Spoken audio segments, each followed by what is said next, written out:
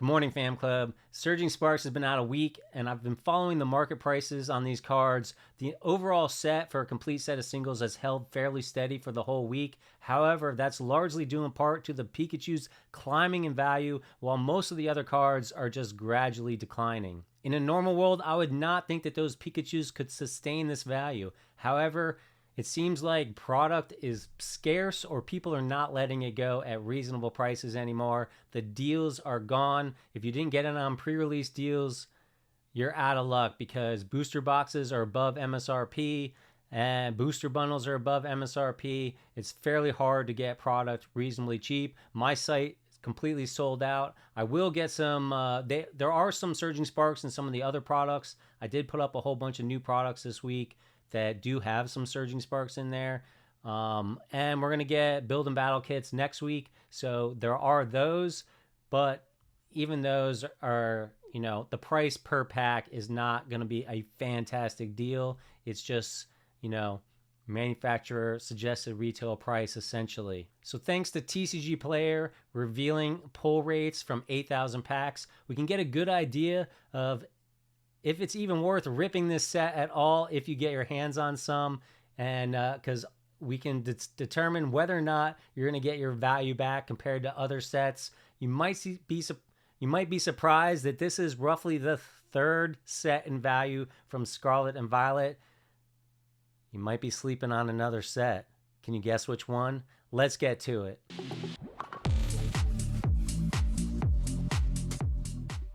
All right, first off, let's look at these pull rates that TCGPlayer brought us. They ripped over 8,000 packs, I guess, to fill their store. 8,000 packs is the equivalent of about 225 booster boxes or 40 cases of booster boxes. I would say they roughly pulled about 8 of those Pikachu special illustration rares out of all of that. So just think about how difficult it is to pull that card. Anyways, the pull rates are surprisingly similar to Twilight Masquerade. The only real difference being the A specs, which, they're harder, but who cares? Nobody really wants any of them. And the gold cards. The gold cards went from 1 in 880 packs to 1 in 1,127 packs. So the gold cards did get slightly more difficult based on the 8,000 packs, at least, that TCGPlayer ripped. Could it be a little bit better, a little bit worse, ripping elsewhere? Possibly. But these are like the gold standards of pull rates that we're going to get and the best that we can work from here. The special illustration rares are pretty much the same, about 1 in 950 packs, or roughly 1 in 90 packs, you're going to get a special illustration rare. So you're looking at possibly 3 booster boxes in order to get one. Now, you could be completely lucky and get one in every single booster box you open, or you could be completely unlucky and get 0 in 3 booster boxes. The law of averages says that the more you rip, you're eventually going to get them closer to these pull rates.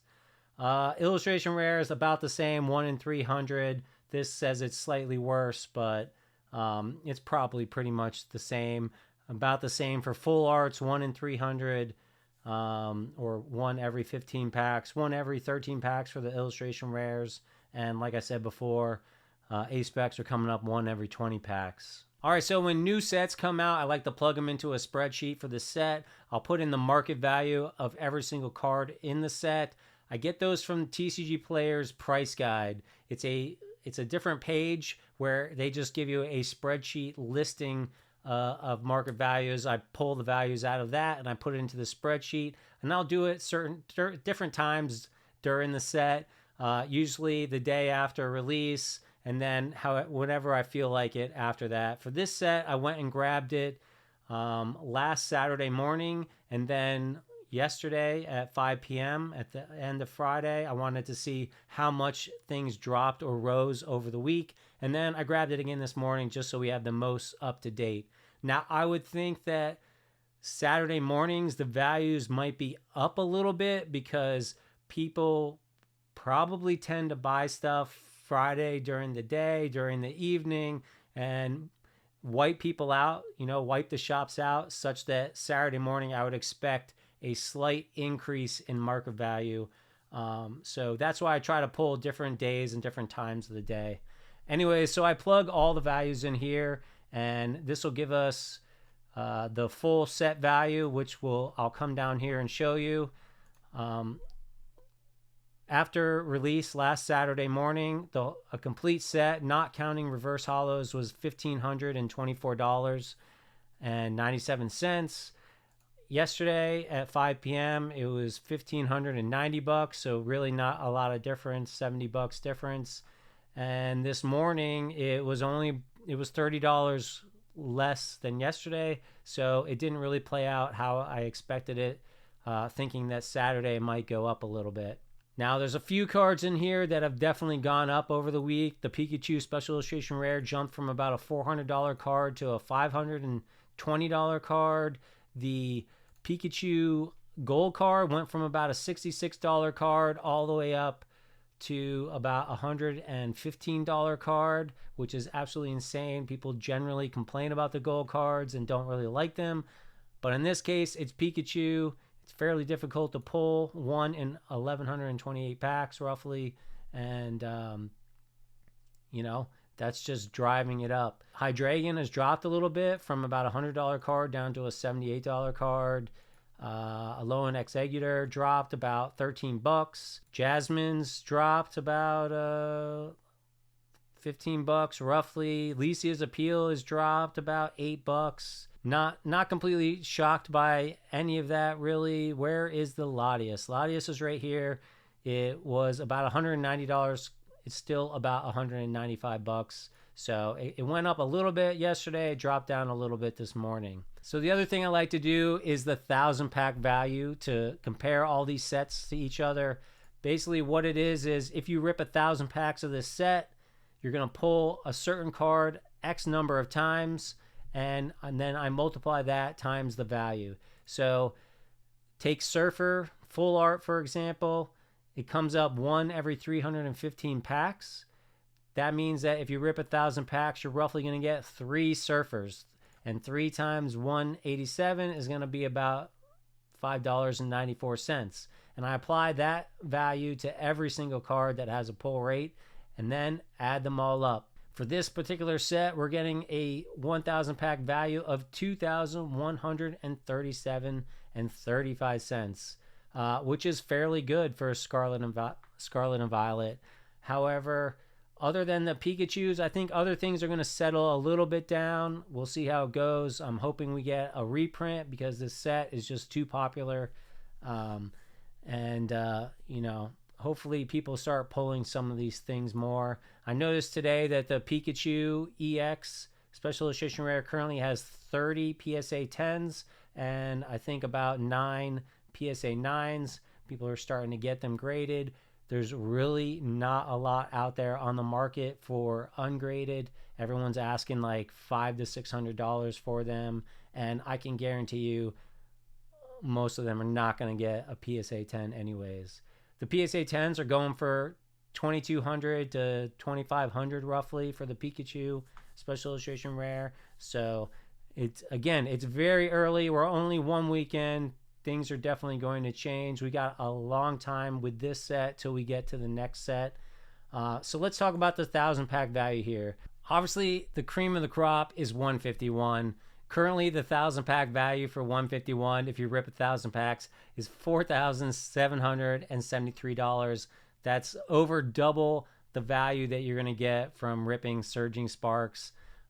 This set has actually started to increase quite a bit as far as singles go. You can see down here on my screen when I grabbed the value of singles yesterday evening, $1,018. Charizard has taken off over the last 3 months from about $120 to almost $200 for that card. And a lot of other cards are starting to creep up as well in the Special Illustration Rares. Specifically, you can see the gold. Sorry, you can't tell what cards I'm pointing at, but the gold Mew here is has gone up just a tiny bit. But really, it's those Special Illustration Rares that are taking off and driving up the full value of this set. I don't see anything else really jumping out at me here. What's the second illustration rare? Charizard, or the second full art Charizard. And how are these illustration rares doing over here?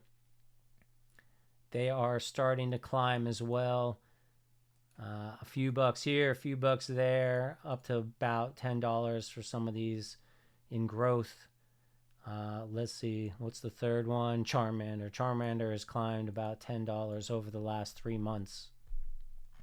But overall, you're looking at, for a complete set of singles of 151, about $1,000, and that 1,000 pack value, if you rip 1,000 packs, you're going to get about $4,773 worth of value. This is the king of Scarlet and Violet.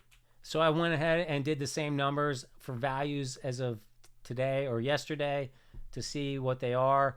And I can tell you that the number 2 set after 151 might surprise you, or maybe it won't, but it's Paldean Fates. Paldean Fates has a set value, 1,000 pack value of $2,341, putting it a few $100s above Surging Sparks, which is right behind it. A complete set of Paldean Fates will run you about $1,000. This set, however, is being held up a lot by the baby shinies because they rack in a few bucks, and there's a lot of them. And so when you just add up the fact that you're going to pull those, along with the huge Mew, the huge Charizard, and even the Gardevoir, you're getting you got a lot of shots at a lot of value when you're ripping this set. This might be the set you're sleeping on. I don't know. Let me know. And I'll show you just a couple more in case you might think your favorite set is the one that should be up there. Twilight Masquerade has a 1,000 pack value of $1,775 right now. A complete set of that is about $950. And you know, it's really held up by like Eevee and Greninja. So as far as ripping and getting value out of it, this is definitely quite a bit behind the other sets we've mentioned so far. And I went all the way back to Paldean Evolved to show you what that one is too. As you can see, it's $1,761. So the 1,000 pack value is just barely behind Twilight Masquerade. And I also ran the numbers for Temporal Forces, one of my favorite sets, but it's about $1,500 for the 1,000 pack value, which puts it behind all of these other sets. It makes me think a lot of like, what makes a great set? What are we looking for? What do we want to rip? For me, a great set is just an overall, the artwork, the theme. That's why I love Temporal Forces so much. I like the Ancient and the Future Pokemon. I think as a set, the special illustration rares look fantastic. The illustration rares in that set are fantastic. But, you know, of course, I'm just thinking all the time about what makes people love sets and which sets are better. Obviously, there's a lot of influence from the buy a bunch and throw it in my closet for the future. And when there's a huge card in there like the Pikachu, you know, it makes it very difficult to collect those sets, and it drives up the value, drives up the 1,000 pack value. You know, it just is what it is. Take it for what it's worth. It'll help you decide how you want to collect, how you want to invest, what you're going to get. I'm very interested to see Prismatic Evolutions when it comes out and how it's going to compare. Obviously, I adore Crown Zenith, and if it feels like that and it rips like that, you know, Crown Zenith didn't really take off, but that set's fantastic, and I think eventually it will take off. People are already grumbling about a lot of the artworks in Prismatic Evolutions because they have very basic full art like backgrounds on the special illustration rares. So it'll be interesting to see how it goes with that set. I'm going to do a whole video on my pre-orders from my website, AmazingRares.net, my pre-orders from my distributor, and how little they're letting me buy and how much I'm going to try to get from them. So stay tuned for that. Make sure you're subscribed. Thumb this video up if you enjoyed the content, and I hope you guys are having a great weekend. I'll catch you in the next video.